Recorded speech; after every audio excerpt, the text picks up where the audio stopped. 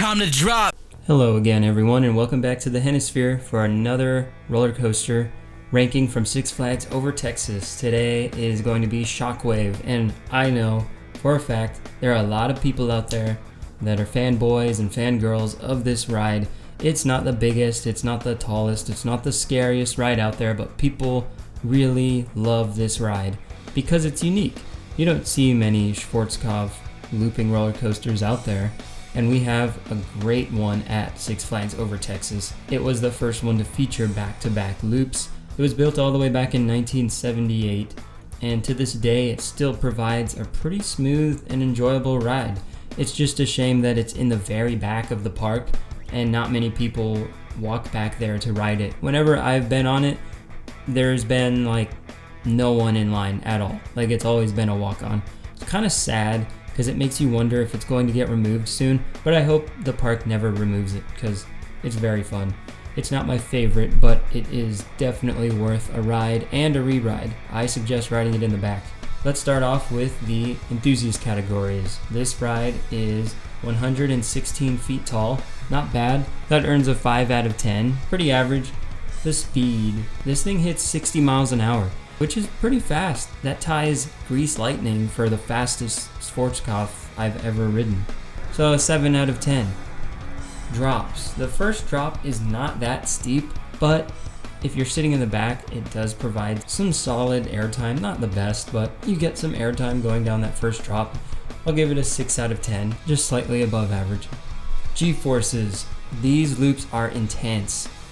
Built in 1978, you know, the older it is, probably the more intense it is. And this is really no exception to that rule, so it gets an 8 out of 10. And also, towards the end of the ride, there's a great airtime moment coming off of one of the turns. It just abruptly turns into a drop, and if you're sitting in the back, you get some cool ejector airtime. So it's very deserving of that score. Wow factor. The loops are pretty iconic, and they're right up next to the road, so you can see this thing when you're not even in the park. It's not that tall, but it's just right there up against the fence line. So I'll give it a 6 out of 10, slightly above average. Add up these 5 categories, you get 32 out of 50. That's respectable. Moving on to the general public categories. For theming, honestly, there's no theming, so 3 out of 10. If I ever give something a 3 out of 10 in this category, it means it's just a roller coaster. It's not a themed experience, so 3 out of 10. Restraints.